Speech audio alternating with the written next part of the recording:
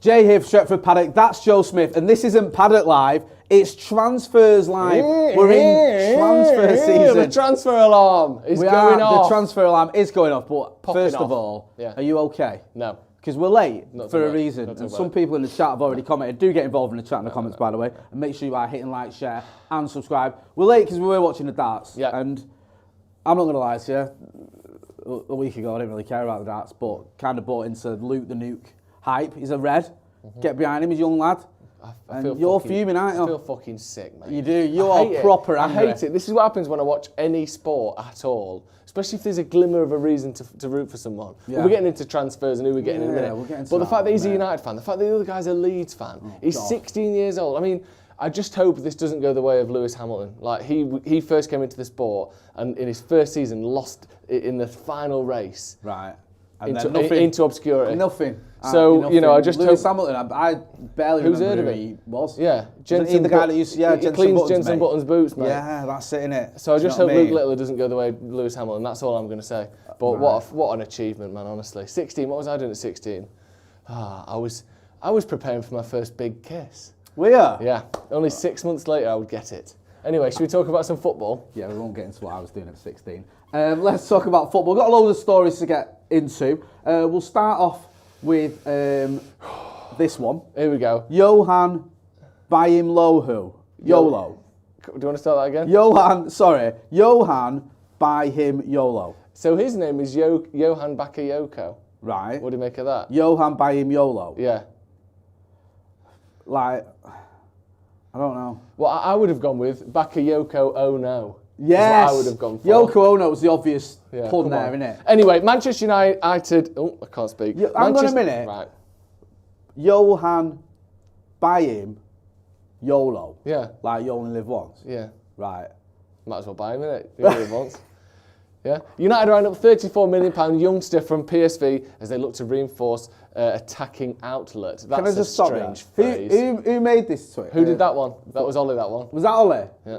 Right, I'm surprised because Ollie usually shouts at us if we don't get it right. Yeah, but I think... If we don't get it. I thought it was Ethan because Ethan didn't say anything. No one said anything. I think somewhere... And Ollie, if you don't appreciate it, he starts shouting at you and telling you why you're thick. Yeah. Because it's actually really clever and you're just too stupid to understand it. Yeah. Because you probably come from a council estate. Do you know that bloke at the on Spider-Man who runs the Daily Bugle? Yeah. With a cigar in his mouth. Yeah. Ollie basically turns into him if you don't like his headlines. He's like the nicest lad in the world until you don't get his puns. And then he starts threatening you. Yeah.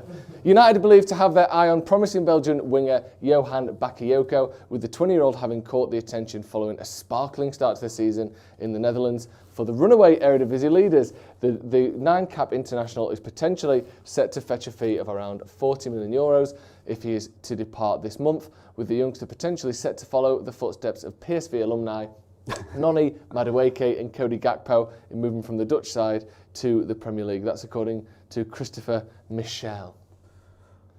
Thoughts? I don't want to get all Nigel Farage, right? God. But, and I've got nothing against Nigel Farage? people from other countries coming over and getting jobs. Where are you going with this? Like, honestly, I embrace multiculturalism, cosmopolitanism. I want to see more players coming over here, more Get ready people to coming cut over, this if this doesn't coming end over well, here by the way, please. and getting work and getting jobs. That's why I'm here, because my grandparents came over to this country, and I welcome people from all countries with open arms. Get to it. Can we just stop buying Dutch players? Can we just stop for a bit, right? Or players from the Dutch league, not even Dutch players, players from the Dutch league, yeah? Can we just pack it in for 5 minutes? Just one window or two windows about it, yeah? And I have nothing against Dutch people or anything like that. Can we just pause? Yeah. Just for a second. Yeah. And just look at other areas. Just for a bit. That's all I'm saying. I don't want to disparage anyone from the Netherlands, yeah? It's a wonderful country. I'm just saying, it gets a bit silly. Even the English lad we bought was only because he used to play in wherever he played, and it's an ag saw him. It's like, Mason Mount. Yeah. It's like we're obsessed with it. It has to be. If you've not played in the Dutch league, we don't want to know. And if you have, we'll buy you. And I just think it's getting a bit like narrow-minded. It is a bit mad, isn't it? Yeah. But surely this isn't a Ten Hag target. What was he? 18 years old when Ten Hag left the Dutch division. Surely Bakayoko wasn't a big name when Ten Hag joined Man United. They start him young though over there, don't they? They do. He might have been some wonder kid who he knew about when he was... Because Ten Hag probably knew about kids who were decent when they're like 15, 16. Like, oh, there's this lad, he's doing bits at PSV, do you know what I mean? You want to keep an eye out for him. And next thing you know, we're spending loads of money to buy him. I'm not against Dutch players or people from Dutch league. It just seems like every time we're linked with someone, there is some Dutch connection. And it gets to a point where you start going, hang on a minute. Are we thick? Like, what is going on here? Why are we just obsessed with this one league? Yeah, but then also, you might get to a boy who cried Dutch situation, where in the end, we don't buy someone just because they're Dutch. That's a good point. And they end up being Cruyff. He might be the Jordi or Johan. Right, nice. Like, he might be. But, we probably said the same about everyone else. Memphis.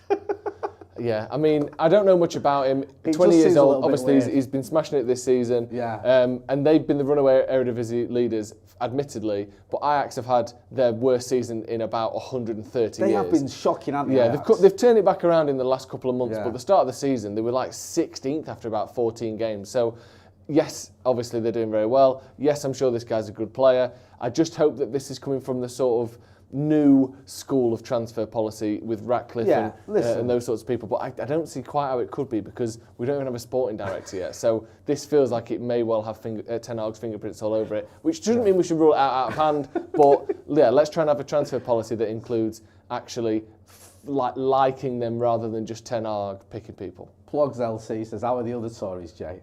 Yeah. Right. Yeah, listen, the kid might be mint, and if he is, and we get him, great. I'm just saying, it does seem a little bit obsessive with the Dutch league. Oh, let's move on to story 2. You'll like this, Jay. Go on.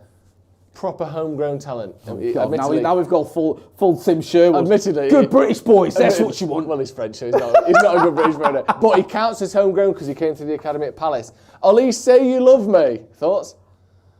Olise, say you love me. Say you love me. Yeah, no, that's all right. That bad, is it? Is that another one of Ollie's? Yeah.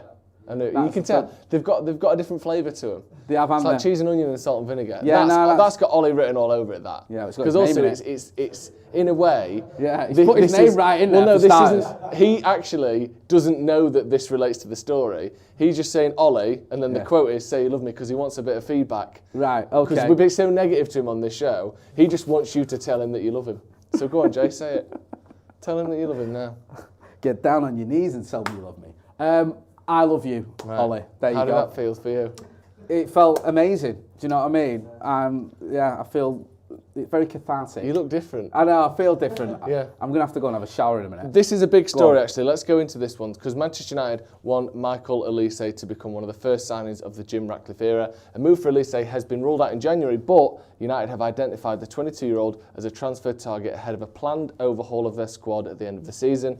Olise signed a 4-year contract at Palace in August, but his new £100 a week deal includes a release clause. What deal? £100,000 a week. £100 a week. You know, the YCS, one for the older bit cheap, viewers isn't there. it? £100,000 a week deal includes a release clause that comes into effect in the summer. Olise is viewed as a player who could help revitalise United's woeful attack.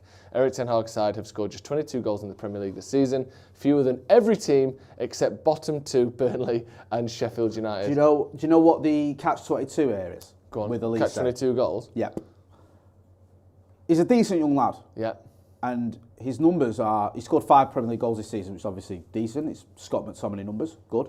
Amazing. But everyone says I'm obsessed with this saying, but I'm going to say it again. He's in a bit of a purple patch. Historically, over the last few seasons, he hasn't got anywhere near those numbers. I think he played 37 times last season. I think he got 2 goals. I mean, they call him the beetroot farmer because the guy's in a purple patch. Nice, lovely. Do you know what I mean? Great stuff. But pun of the day, that one. So I don't know what you two are laughing at because that was pun of the day. So I feel like I'm trapped here between 2 boring, bang average comedians. Cheers. I'll take that. Average. Yes, no, you were superb in Dublin. The thing is, we can't go out and spend 150 million quid on a proven goal scorer who's 23 years old and has just scored 40 goals somewhere, because A, they don't exist, and B, if they did, we can't afford it. So we've got to try and get someone who might be on the cusp of doing something big. I know he's not an out-and-out striker, and he's not just a goal scorer, he's like, he's a different type of player. But there's still that gamble element to it, because he might not be that great. He might be a good player who can do a job at a certain level, but isn't that player who's going to push you towards challenging for titles. But you've got to take a gamble somewhere along the line of one of these young players who's up and coming. Do you risk it with a 22-year-old who's done okay, he's done quite well at Palace, I think he's an exciting player, or do you go, we need someone a little bit more proven? But if you want someone more proven, you've got to spend more money. Well, this is the issue with United. We've got. This is the issue with United, where it's become a catch-23, okay, where we end up buying players who are unproven for proven player money. I like Anthony for 80 million quid, he was unproven, but we spent the same amount that, teams spend on their marquee, big name, he's won it all transfer. Yeah. We end up doing that because of the way that we've done our contracts and the way that we've done our transfers over the last few seasons, these sort of desperate transfers we keep pulling off. So if Olise costs us 45 million quid, then the pressure is completely different. I was saying to you before earlier, we had a bit of a chat about this, and look at Luis Diaz for Liverpool. Yeah. In the last few seasons, he's got 6 goals, 5 assists, 5 goals, 3 assists. It's like good-ish numbers, but it's not by any means phenomenal. It's similar to Anthony's numbers last season, slightly better, but in a similar ballpark. It's certainly not in the Salah ballpark, but the amount of criticism that he gets compared to someone like Anthony is, I've never even seen anyone criticise Diaz. And I'm not saying that we should be. I'm saying that the expectation is so different because of the price tag. Numbers are very similar to? Who? At United before it all went south, Jadon Sancho. Yeah. They're very similar, those numbers. Yeah.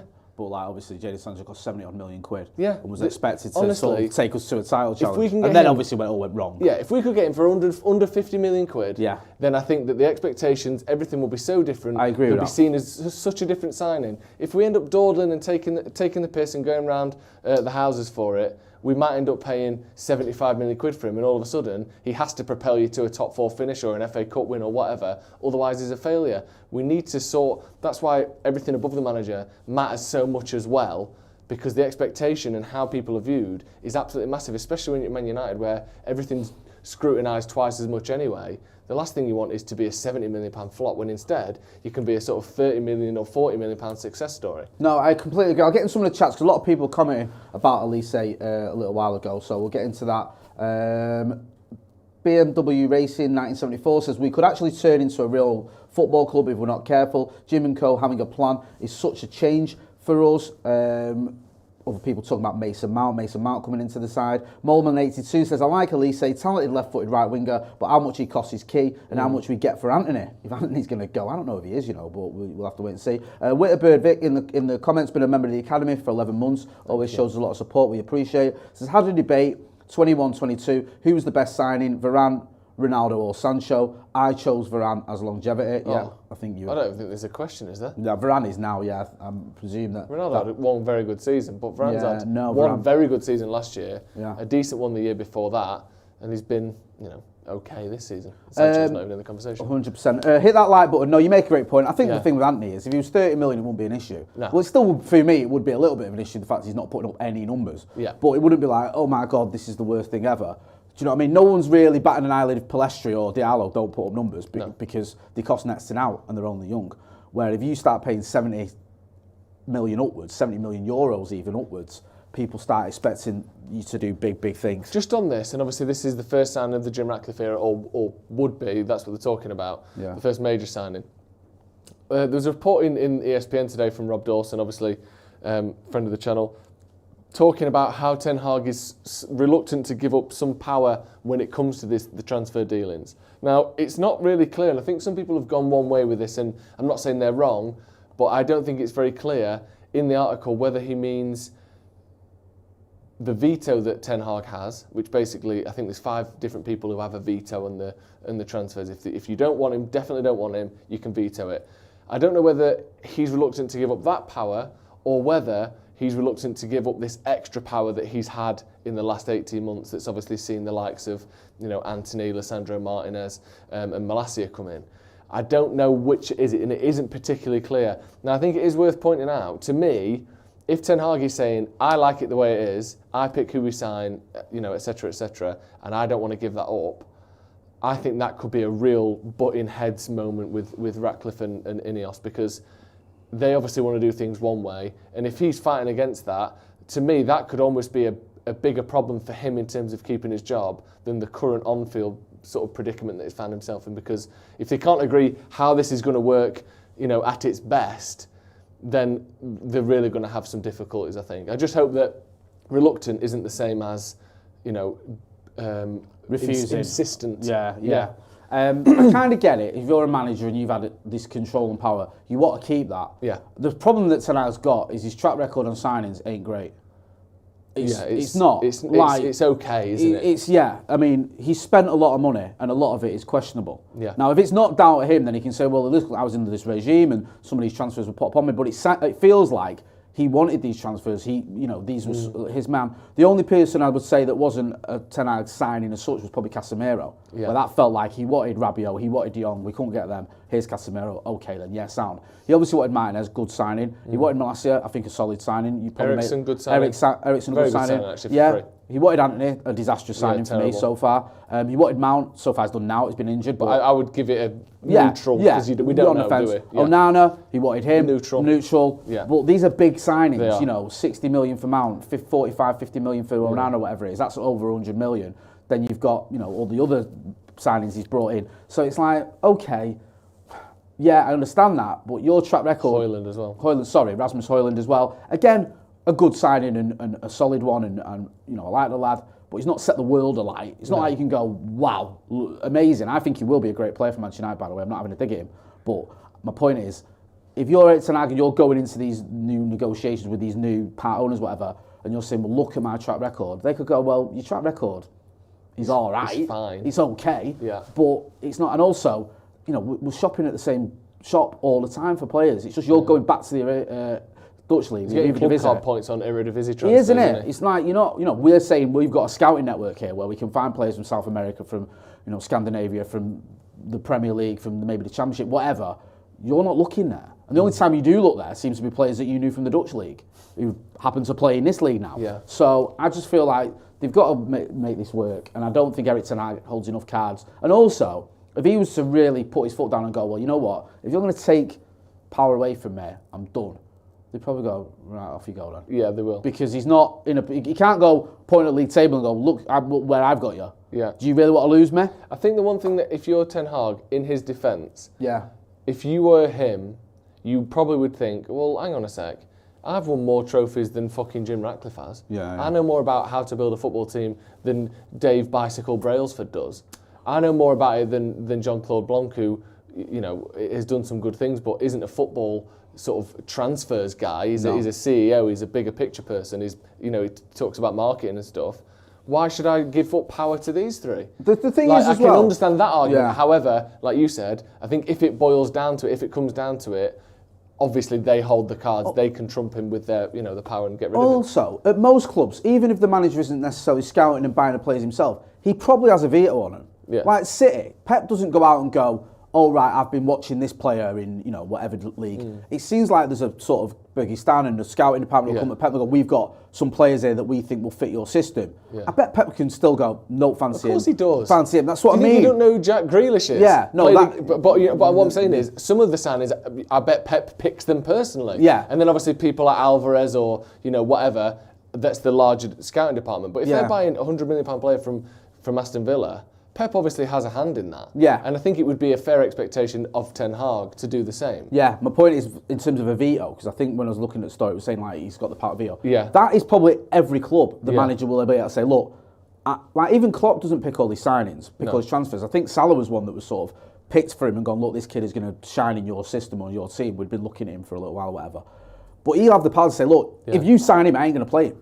There was a rumour as well so on social it's pointless media you sign him, so I ain't going to play the kid. That the veto power is in Ten Hag's contract. Right. So I don't know if that's true, but someone mentioned that. But it makes sense because if you're literally going to give him a player that he goes, I'm not going to play this kid. Yeah, I don't rate him. You can buy him and spend 50 million on him, but he'll be sat on the bench. Yeah. So it's up to you. You can't have the manager having no say in that makes either. sense to me. I think the worrying thing would be if we were only buying players that Ten Hag has found. Yeah. That is where you go, that seems a little bit ropey. But we'll have to wait and see. I mean, people are already losing their mind and, Dave Brailsford's barely took his coat off yet, has he? Exactly, barely took his glasses off. Right, let's move on to the next one then. And this is Fabrizio Romano. That's how you know it's full transfer season. Romano talking in concrete terms about Manchester United transfers. Epic maximum choice. Amazing. What's that? Right What angle. does that mean? Epic, just like, is this just a sort of an expression of glee? Is that phrasing in and of itself a pun on anything? Say his full name, the player's name. Epic, Okay. maximum choice, amazing. So his full name is Eric Maxim Choupo-Moting. So Eric Maxim Choupo-Moting. Epic, maximum choice, amazing. It gets better actually. If you sort of squint at it, Eric Maxim Choupo-Moting. Yeah. I quite like that actually. Now we get to it. That's a sort of a supercalifragilistic almost, It is, isn't it? It's got... Except shit. But, you know, I've really come round to that. Yeah.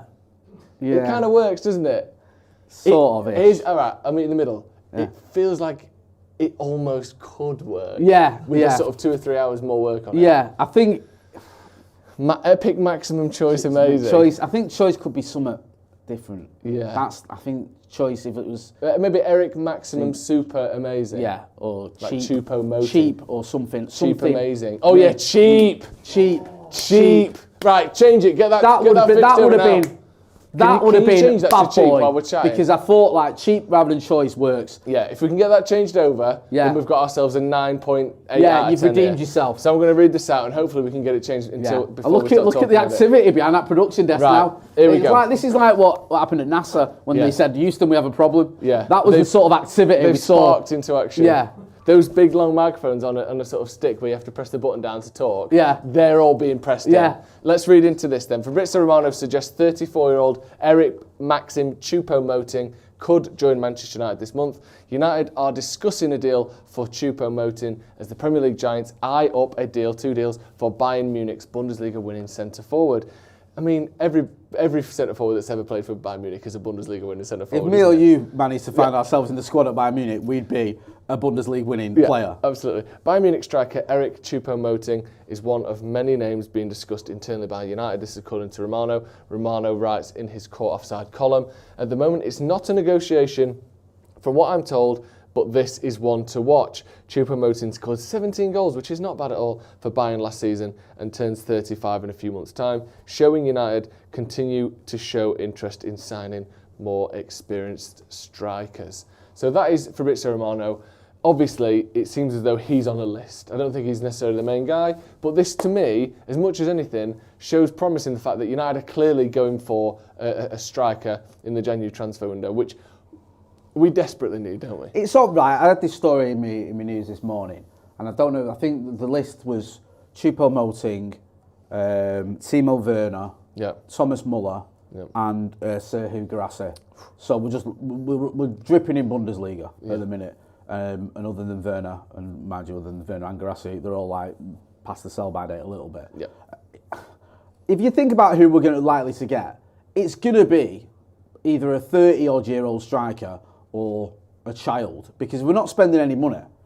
Who are we going to get? Or a player that's not really having a great time of it. I think the only one who's sort of not really old and doing well is Guirassy, who's relatively unproven and he's having this sort of great season. But yeah, he's almost got the thing that you get with a older player. It's not just the experience; it's also the fact that their reputation is largely sort of baked. It's largely done. Yeah. Like Edinson Cavani wasn't going to come to Man United and become a flop of a player. Yeah. If we get another youngster in, and if what we're seeing with Højlund a little bit, you can ruin the reputation of people. Yeah. So it's not, obviously you get the bonus of them being around the block. They might be a better player. They've got established play styles and all of that. But also, if we get Choupo-Moting in, his career isn't going to be ruined by the fact that United came for him and he only scored 2 Premier League goals. No. If we go for someone who's young, and even someone like Guirassy, who reputation-wise and sort of, in terms of his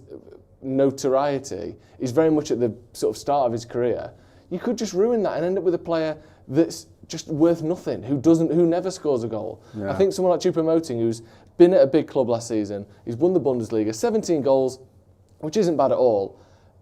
Someone like that to me makes a lot of sense. I'd hate to see another youngster come in and just have him and Højlund both have their reputations sort of, whittled down by United's inability to score goals and make chances for them. So someone like that, as much as it pains me to say, because I want us to have the finished article ready to come in, Harry Kane, whatever, someone like that would be a good thing for me.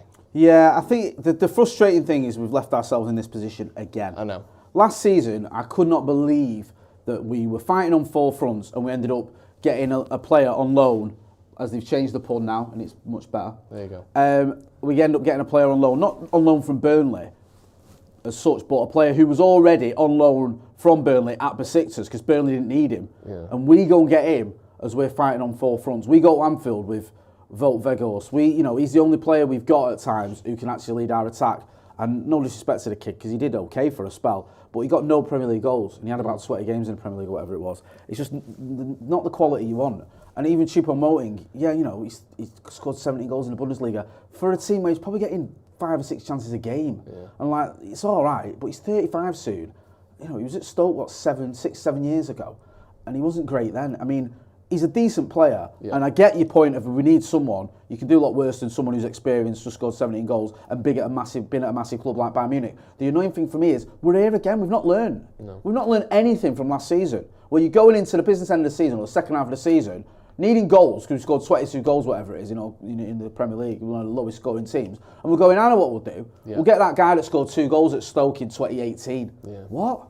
It isn't ideal at all. It's crazy that we put ourselves in this position, but we are there. We are there, exactly. So what you can't just get anyone. No. So if it is going to be someone, then yeah, maybe someone like Mo. I personally, out of all the ones we've been linked with, I'd rather we got Garassi. I think he's 27? Yeah. He's scored 17 goals in 40 games in Bundesliga. I know his goals have slowed down. I think he's got 2 in his last 5, I think it is. But he's still scoring, and his start to the season was just ridiculous. I think he scored 10 in 4 games or 5 games, whatever. But he's the one that you think, okay, he potentially could still do bits. I feel like with Muller and with Choupo-Moting, it's a bit unlikely. Werner, the issue I've got with him, very good player at Leipzig the first time round. At Chelsea, he wasn't just bad. When you watched him, I mean, I think one season he got 11 goals in 35 games, which is all right.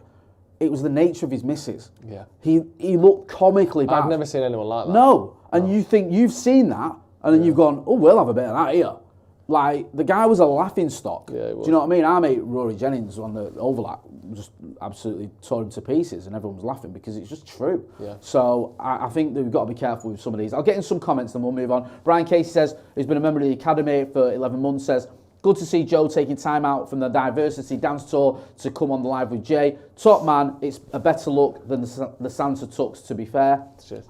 Oh, I didn't even notice that. Yeah, you do a little bit like diversity. I've got a little pop and lock in me, don't worry about that. Have you? Nice, man. Got some moves. Chaliv Gidwani, Chail Love Goodwiley says buying Choupo-Moting in the same season you get Sancho out would be hilarious because the Bundesliga tax applied to anyone more than ECM. Jalapeno 2 says we should get Easy before Olise.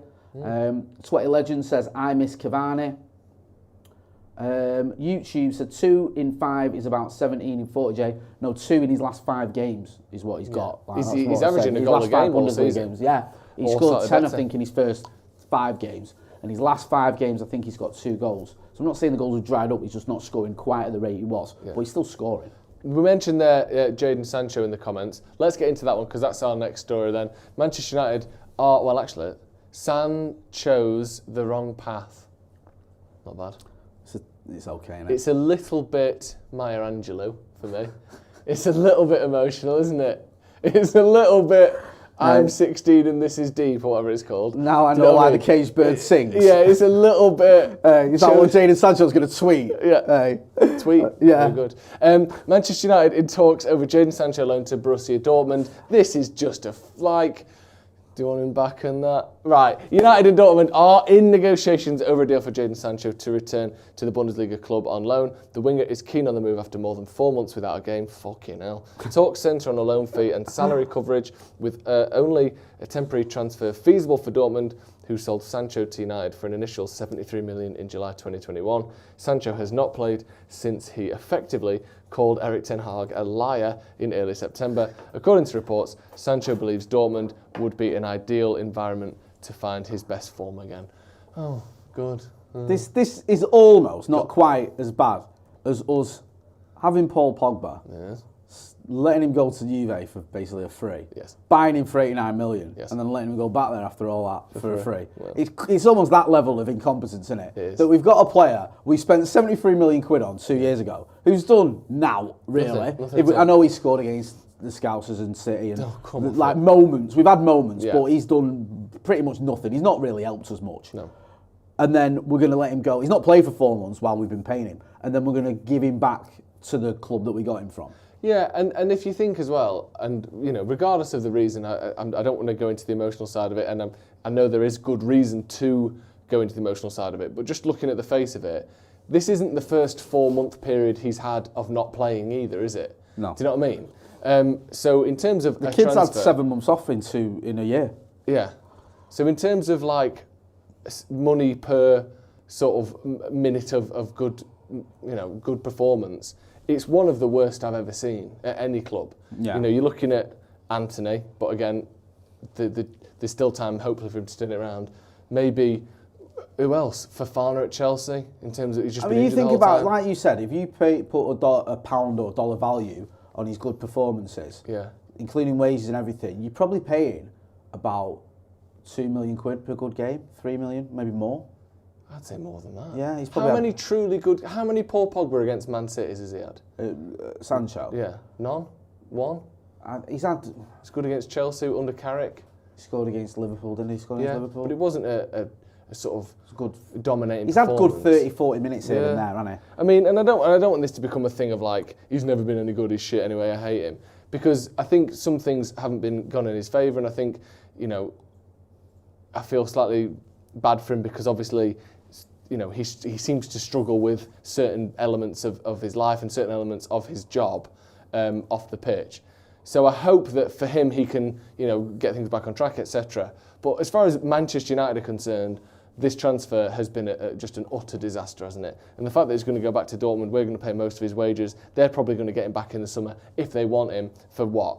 Between 25 and 35 million quid, you'd have thought. It's just Something in that stupid, ballpark. man. It's just insane. We should never have bought him. Like, really, we should have done our own work. The signs were there at City, had issues. Went to Dortmund, there was issues there in terms of timekeeping and things like that we just ignored. He preferred playing on the left, we wanted to play him on the right. There's just loads of reasons why you go, if you scratch beneath the surface, this didn't make a lot of sense. I know at the time we were all going, yeah, this is a great signing, he's such a great player, 36 goals in 39 games, 36 goal involvements.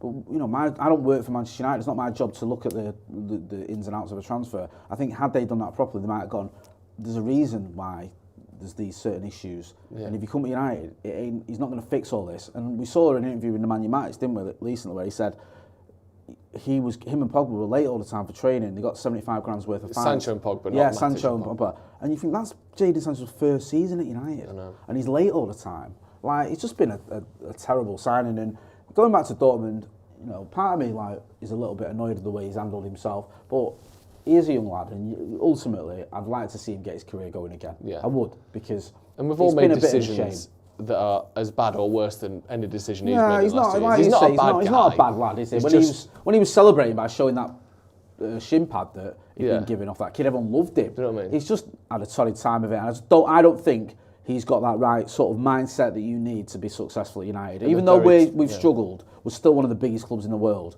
and there's still a certain level and expectation of what we should be aspiring to do. And I don't think he's quite got that in him. And I think he'll go back to Dortmund, shine again, maybe get himself back in England's cell, because he's the forgotten man of England as well, innit? Yeah. And get his career going again. But I think he's pretty much done at United. Yeah, and I think as well, the people reporting on this, The Guardian, BBC as well, Simon Stone, this looks almost certain to happen to me.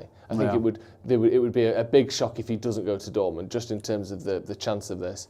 I mean, based on what we've seen, it's a very, very high chance that this happens. It's weird as well, because a lot of our transfers from Dortmund haven't worked out. You look at Sancho, you look at Kagawa, you look at Mkhitaryan. Well, this is for different reasons. Yeah. I think with Kagawa and Mkhitaryan, they just weren't quite the level that we thought. Mkhitaryan gave us some good games. He did, didn't he? And in the end, I think the swap deal between him and Sanchez is probably one of the few swap deals where both clubs have been massively disappointed. Yeah. Because obviously Sanchez was a disaster for us, and I don't think he did much for them.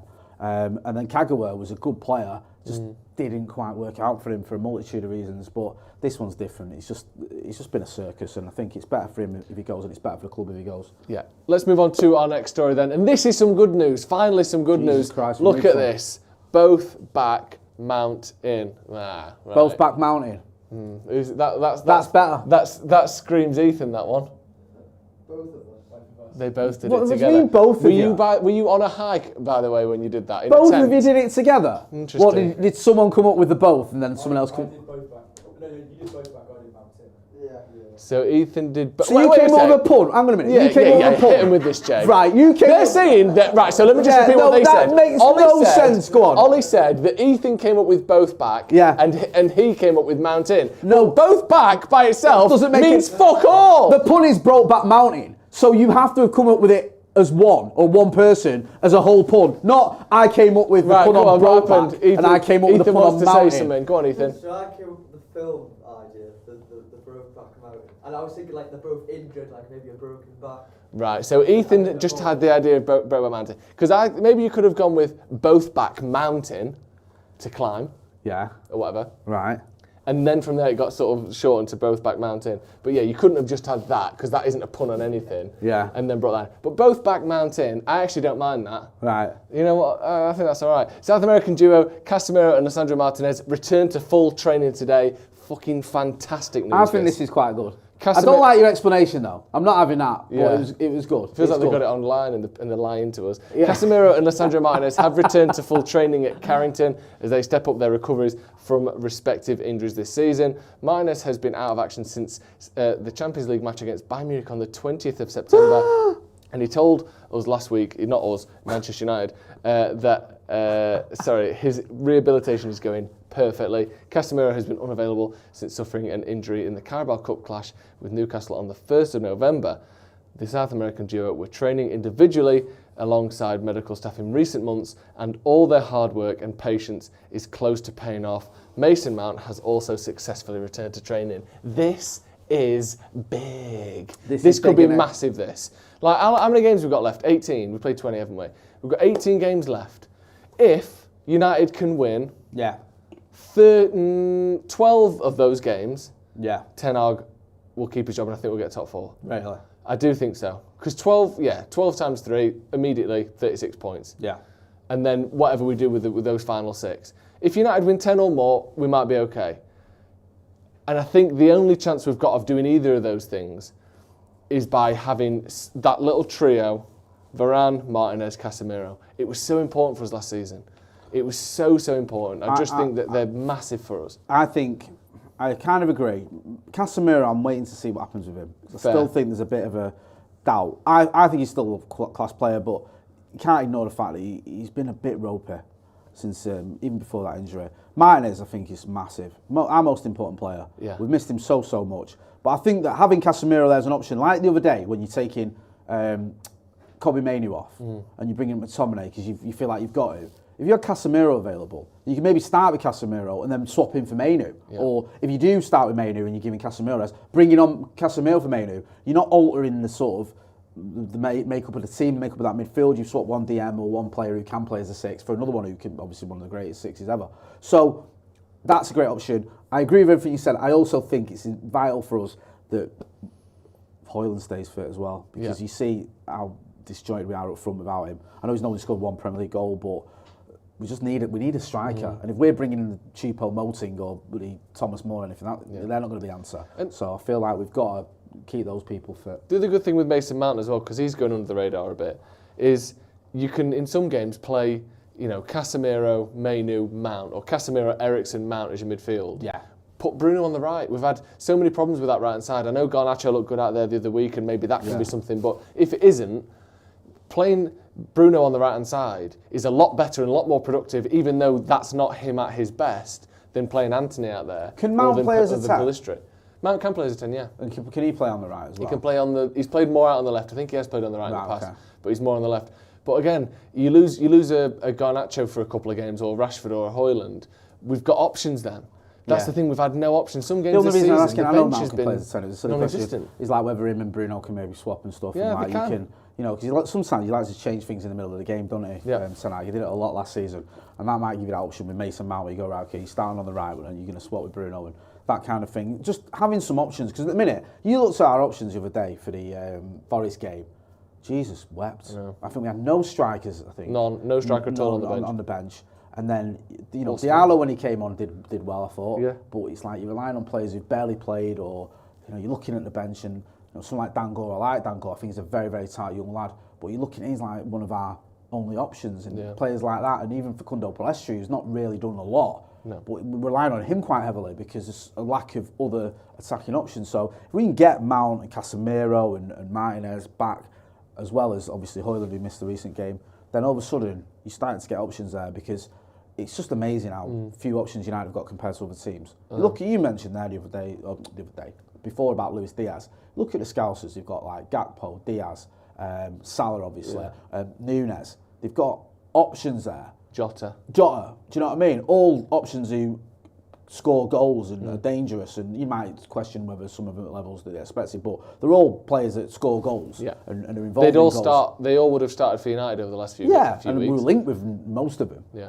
So you look at that, and obviously City are just different levels. Even Arsenal have got a bit of options, but United, we're just down to bare bones, and we're having to play players out of position or players that are completely untested. It's not great. Getting some of the comments. Mank Mike 93 says, I would try Mount on the right, Garnacho on the left, and Rasmus at up top, I think it is, for a few games to see how that works.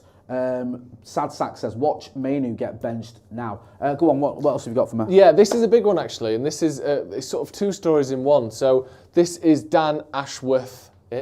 Nice and simple. Good. Why Newcastle haven't denied speculation regarding Dan Ashworth to Manchester United. Now, this is an interesting one. Dan Ashworth, who is, for those who don't know, has been the sort of, what would be the phrase, Ethan? Is he sporting director? Is he head of recruitment? What's his actual title in Newcastle or role? Do you know? Yeah, sporting director. Sporting director at Newcastle. Yeah. So he's been the one that's been in charge of bringing in the likes of Isaac, of Gordon, of players like that in recent seasons. Was he there for Guimaraes as well? Was he part of that signing? Not sure. Perhaps. And certainly the last couple of transfer windows that have been pretty successful for Newcastle. So he says here, Craig Hope from Mail Sport reported that, in short, because I believe there's a chance he could leave for Manchester United, this is why no one's denied this speculation. Nothing has been said on or off the record in an effort to kill the speculation, and, if anything, there's increasing chatter in football circles of Man United being confident of taking Ashworth as their new sporting director. Why would he go? Well, perhaps his level of control and influence at Newcastle isn't what he thought it might be, while Manchester United could promise him the keys to the kingdom. Now, the thing with Ashworth as well is the other part of this story is that you think, okay, it's going to be him and or Paul Mitchell. Him or Paul Mitchell, that's one of the sort of arguments. Yeah. There was another report that came from, I can't remember where it came from now, but it was a couple of people reporting that it could be Paul Mitchell and Dan Ashworth. So Dan Ashworth as a sort of sporting director, and then Paul Mitchell as the head of recruitment underneath Dan Ashworth. Yeah. So that could be a massive thing as well, where United are not just getting sort of man for man. So yeah, it's, you know, Richard Arnold's gone, he's going to get replaced with Jean-Claude Blanc or whatever. Yeah. We're actually stacking this system with a few more pieces than we had before, rather than just replacing the ones that we already had. So maybe we'll get an Ashworth with a Paul Mitchell underneath him. But again, Craig Hope, obviously Mail Sport, you have to sort of go journalist by journalist. I think he's considered to be very reliable for Newcastle News. Yeah.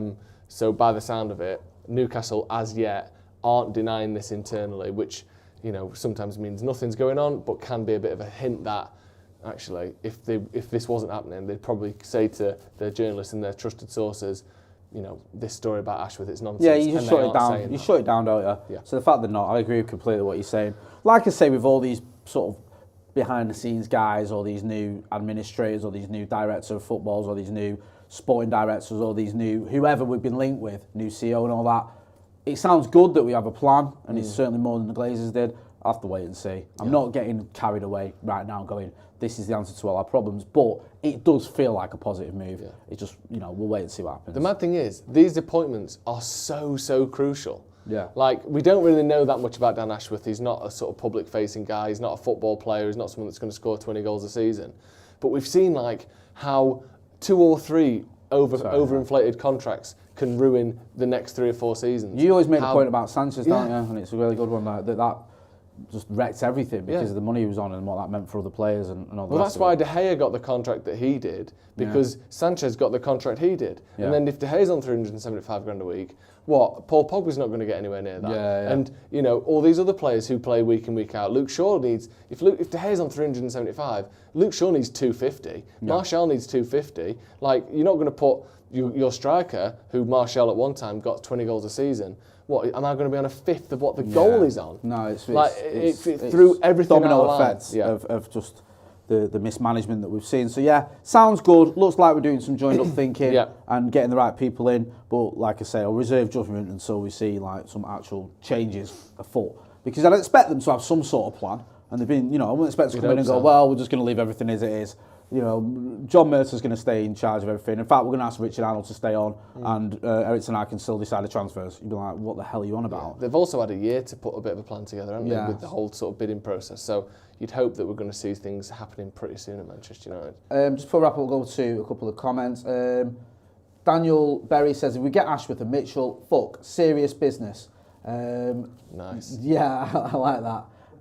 David Ellingsworth says Casemiro will be more like his old self alongside Manu. I hope you're right, please. And what's this one? Sorry, someone else. Talk Lewith, just having a dig at Anthony, saying he's basically been watching United since 2004. He can't think of a player I dislike watching as much as Anthony. Right, fair enough. Interesting. Anyway, we'll be back tomorrow. We've got Off the Bar coming. We'll have the news from Old Trafford as well. Plus, when are we going to be doing the preview for the Wigan game? That's later, isn't it? Yeah. Much later. That'll be on Friday, that. I don't know why I'm getting carried away. Don't get too excited. I know I'm getting overly excited. If you haven't, please hit like. And also, if you're not doing, make sure you are subscribing to the channel. Let's get to 750,000 subscribers by the end of February. Love that. Yeah, why not? Arbitrary. That's been Joe Smith. You know where to find him. Go and check out the Sloppy Joe's podcast. You know where to find me as well, Jay Moy. This has been Transfers, not Paddock. Transfers Live. Thanks for watching.